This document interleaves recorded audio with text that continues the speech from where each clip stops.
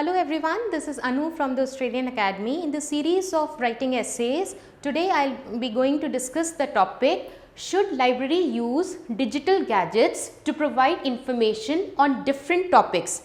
And you have to discuss the pros and cons. That means it can come in another words like advantages or disadvantages, because pros means in favor and cons means like against. Or it can be also written as what are the merits and demerits, or the benefits and drawbacks, or even boon or a bane. Boon means a blessing. So, first of all we will discuss the benefits or the pros, and then we will discuss about the negative aspects of whether library should go digital. That means everything instead of books, the physical books, the paper books, should all the reading material be converted into digital form.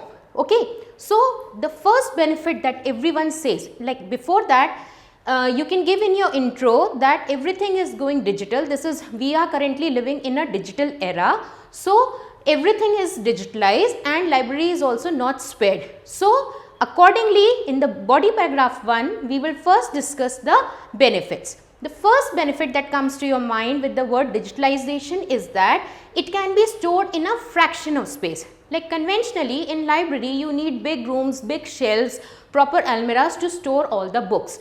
But if you are making it, you are converting it into a digital form, then with a hard disk of good storage you can store a large number of books within a fraction of space. Okay. Then the browsing, the finding of books is very convenient, it is less tedious. Otherwise, if you go to a physical library, then you have to scout for books. Sometimes the librarian even doesn't know where particular book is kept, and then not everyone can find. But if it is done digitally, or a computerized catalog is maintained, then you can just type the name of the book or the author of the book and you can easily find its location.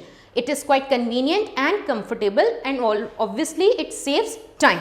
Then computerized cataloging, the calculation of fines and the book issuing processes, they are all efficient, time saving, as I have already discussed, because when anything is done manually, obviously it takes time, but with the advent of computerized technology, things move at a very fast pace.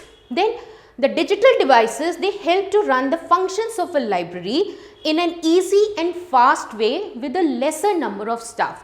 Earlier, any library, they used to have a head librarian followed by some support staff who used to look for the books, and then when the students, they have read the book, sometimes they never kept the book back in their proper space. So, the library needed support staff to put the books back into their proper space and shelves. But if everything is digitalized, then this process is less cumbersome. Okay. Then obviously if we talk about environment, printing of books involves a lot of paper, and for paper we have to cut the trees. So deforestation is a big problem. So if we store everything in a chip or in a digital way, then we are actually going eco-friendly. Then last part is, it is quite cost effective. Cost effective, how can you say that? In the sense ki, supposedly on one particular topic you have to look for a number of books. Obviously you are not getting information in one particular book, so you cannot buy all the set of books. But if everything is digital, you can take the information from different platforms, and then you can just save the cost of buying a lot number of books. Now these are the merits, but obviously on the other hand, if we talk about the demerits or the cons, then the first thing that comes to mind is the usage of a digital technology. See, now in current times everyone seems to be very tech savvy, but if we talk about the senior citizens or the people in rural areas where technology is not so much into their lives, it is an arduous task for non-tech savvy people. When we are talking about non-tech savvy people, that means people who are not very comfortable using the technology. It costs an arm and a leg to the organization. Obviously, if the books are there, you can rent out any room or whatever space you have got in your school or organization, and you can establish a library. But for having something digital, you need to have special gadgets, proper technology. Obviously, it is expensive. then it doesn't give a realistic experience of reading. People who are really passionate about reading, they will definitely agree with this particular point, because holding the book in your hand and then folding the pages and just remembering everything, and then you've got memories attached to it and everything, that is actually a very pleasurable experience. But with the digital way of reading, you will not get that typical experience of passionate reading. Then there are frequent distractions in terms of sometimes the internet speed is slow, and then there are pop-ups also which actually make you go to some other site. Supposedly you are reading some article and then there are pop-up advertisements on the website, so you are tempted to just browse through that, and the entire purpose, the purpose why you have opened that site or why you are reading any particular article is lost. Then technology is vulnerable to change. Obviously it is something which moves very fast, hence it calls for continuous update. That could be a matter of concern in some cases, like not everybody is updated, and sometimes the software also needs regular updation, so it can be a small matter of concern also. Now it requires the technical know-how, expertise and gadgets. See, earlier a person used to have just a degree in the course of library and he was suitable for taking care of the library. But if anything, any technology is involved, he needs to be very tech savvy. He should be technically sound also to operate that particular software. So you need specialized expert people to run the functions. Then it adversely affects eyesight. Obviously anything on the screen, it affects your eyesight and sometimes your posture. So if we take into account our health, obviously it is affecting in a negative way. Then if we talk about that technological advancements, it allow the copying of books and other devices, which leads to privacy and copyright issues, because many times people, they just copy paste and the original work is facing some copyright issues. So obviously that is a major concern.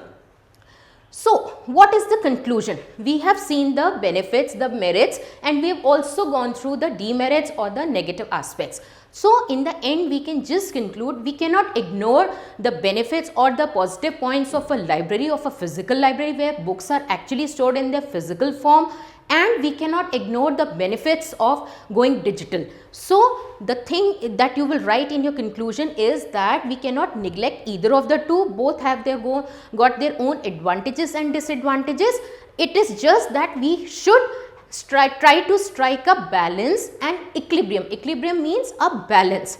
If you feel there are certain scriptures or old books or ancient books which cannot be converted into a digital form, they should be preserved in their original form. So similarly, if anything latest is there, or if we talk about the cost part, sometimes the foreign author books are pretty expensive and it is not possible for each and every library to keep a hard copy. Then keeping a soft copy is definitely advisable. So we should strike a balance between the two. While writing this particular essay, you can use certain good vocabulary words so as to enhance the beauty and the overall structure of your sentences, so that you are able to score more bands. Okay, like we are using the word difficulty, like using technology is pretty difficult, so you can use the word cumbersome, which is again means very difficult, or like we have used it is an arduous task, Herculean task, or challenging and troublesome. Similarly, every time we are using the word digital gadgets, instead of gadgets you can use the word devices, and sometimes you can replace the word digital with computerized infrastructure or automation using digital technology. These are different words, they are meaning the same, and by using them differently in your sentences, it will enhance the overall impact, the effect of your sentences. Similarly, non-tech savvy people can be termed as technophobic. Phobic means a person who is afraid of, and here technophobic means person who is afraid of technology. Like I have used the word non-tech savvy people.